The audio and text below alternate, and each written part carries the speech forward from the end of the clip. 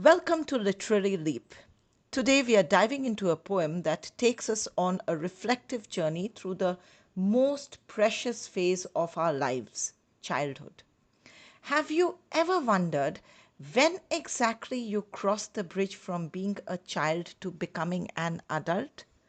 Was it when you learned that heaven and hell weren't on a map, or when you realized that adults don't always practice what they preach? Norwegian writer Markus Natten's poem Childhood beautifully captures this transition as he ponders when his innocence slipped away. Together, let's explore these thought provoking lines and uncover the subtle yet powerful moments that shape our understanding of growing up. So sit back and let's reminisce about our own childhood as we unravel this wonderful poem. When did my childhood go? Was it the day I ceased to be 11?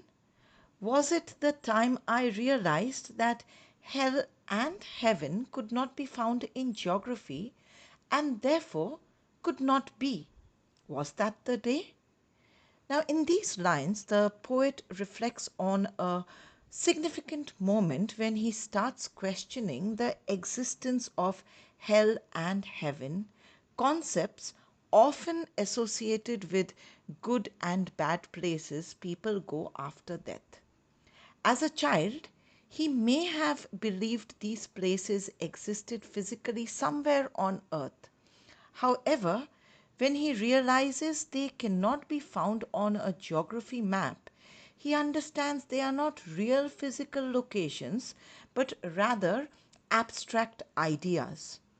The phrase ceased to be 11 means the poet is talking about when he stopped being 11 years old.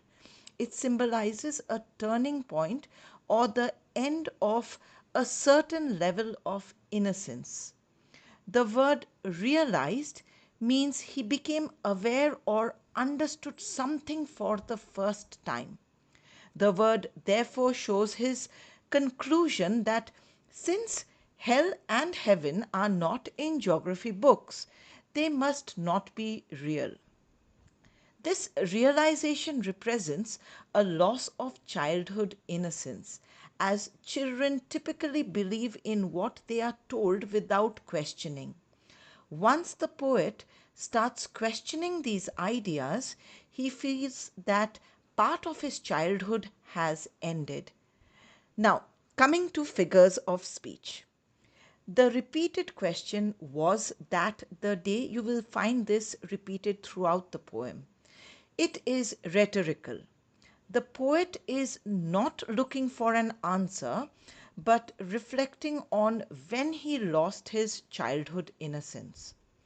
The poet repeats the phrase, "When did my childhood go?" This is done to emphasize his search for the exact moment of transition. These lines focus on the loss of innocence that comes with growing up and gaining a more realistic understanding of the world. When did my childhood go? Was it the time I realized that others were not all they seemed to be? They talked of love and preached of love, but did not act so lovingly. Was that the day? In these lines, the poet reflects on another moment when he feels his childhood innocence begin to fade. He realizes that adults who often speak of love and kindness do not always practice what they preach. This awareness brings disappointment as he sees that others can be hypocritical, saying one thing but doing something totally different. Others were not all they seemed to be. Here, the poet suggests that as a child he believed others to be kind and loving. But as he grows older, he discovers they don't act in accordance with their words, preached of love.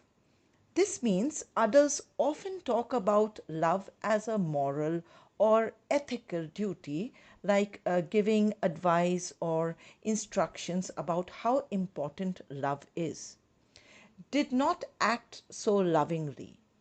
Here, the poet points out that adults' actions contradict their words. They talk about love, but they don't behave in a loving or caring manner.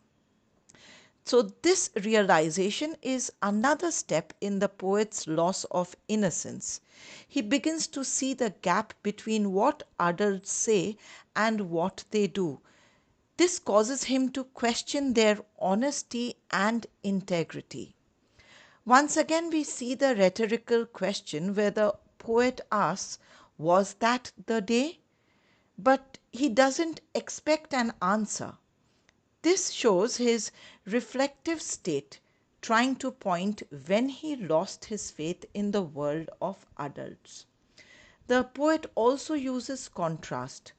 There is a clear contrast between what adults say, that is, talked of love and preached of love, and what they do, did not act so lovingly. This highlights the hypocrisy of adults. So, these lines deal with the disappointment that comes with growing up and understanding that adults are not as perfect as children often think they are. When did my childhood go? Was it when I found my mind was really mine to use whichever way I choose? Producing thoughts that were not those of other people, but my own and mine alone. Was that the day? In these lines, the poet reflects on the moment he realizes that his mind and thoughts are his own. He understands that he has the freedom to think independently and make his own decisions rather than simply following what others tell him. This sense of independence marks another step in leaving behind the innocence of childhood. My mind was really mine. This means the poet recognizes that his thoughts and opinions belong to him and he can think for himself, whichever way I choose. The poet realizes he can direct his thoughts and actions however he wants without being influenced by others. Thoughts that were not those of other people but my own. As a child, we tend to believe and follow others' ideas, especially adults. But here the poet understands that his ideas are now original and unique to him. This awareness of having independent thought is a crucial part of growing up. When we start thinking for ourselves and stop relying on others to shape our beliefs, we leave behind the simplicity and dependency of childhood.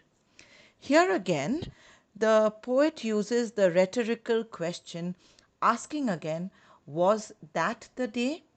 reflecting on when he lost his childhood. This is more about self reflection than seeking any answer. We also see repetition, the line "my own and mine alone." It emphasizes the poet's newfound sense of individuality and personal freedom of thought.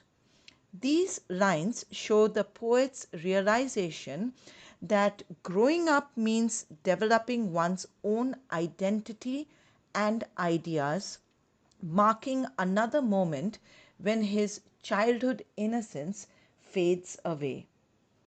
Where did my childhood go? It went to some forgotten place that's hidden in an infant's face. That's all I know. So, in these lines, the poet concludes his reflection on when and where his childhood disappeared.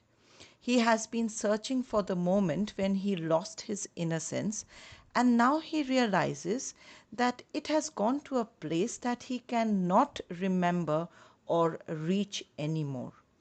The poet suggests that childhood is something that is now hidden or locked away in the face of a young child, something pure and innocent that he can no longer access. Some forgotten place. The poet means that his childhood is now a distant memory, something he cannot clearly recall or return to, hidden in an infant's face. He believes that the innocence and simplicity of childhood can only be found in the face of a small child who still possesses that purity. That's all I know. Here, the poet acknowledges that he doesn't have any more answers. He only knows that childhood is something lost and can now only be seen in others, especially infants. These lines express a sense of nostalgia and sadness for the lost innocence of childhood. The poet realizes that while he cannot return to his own childhood, he can still see the beauty of it in young children. So, coming to figures of speech, hidden in an infant's face, it is a metaphor. Childhood is compared to something that is hidden in a baby's innocent expression, symbolizing the purity that adults lose as they grow older. Where did my childhood go? Now, here we again see a rhetorical question. The poet once again is not expecting an answer but is reflecting on how he cannot pinpoint the exact moment or place where his childhood vanished. So these lines convey a sense of finality as the poet comes to terms with the fact that his childhood is something he can never regain, though it remains visible in others, especially, as I mentioned, especially in infants or young children. And that brings us to the end of this reflective journey through Markus Natten's childhood. The poem captures the bittersweet realization that childhood isn't lost in one single moment, but through a series of awakenings when we stop believing in simple ideas, when we see adults as flawed, and when we start thinking for ourselves. Childhood, as Natten beautifully points out, fades away into some distant place hidden in the innocent faces of children. As we grow older, we all leave behind that innocence. But through poems like these, we are reminded of its beauty and simplicity. So, as we move forward, let's not forget the child within us. Thank you for joining me in exploring this profound poem. If you enjoyed this breakdown and have any questions or thoughts about the poem we just discussed, feel free to leave them in the comments below. Before we wrap up, don't forget, on my channel you'll also find MCQs and detailed questions and answers to help you prepare thoroughly for your exams.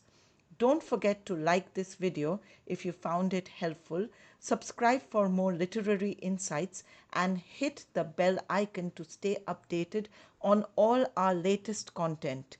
Until next time, keep the wonder alive, and as always, stay curious, stay creative, and keep leaping into literature with Literary Leap.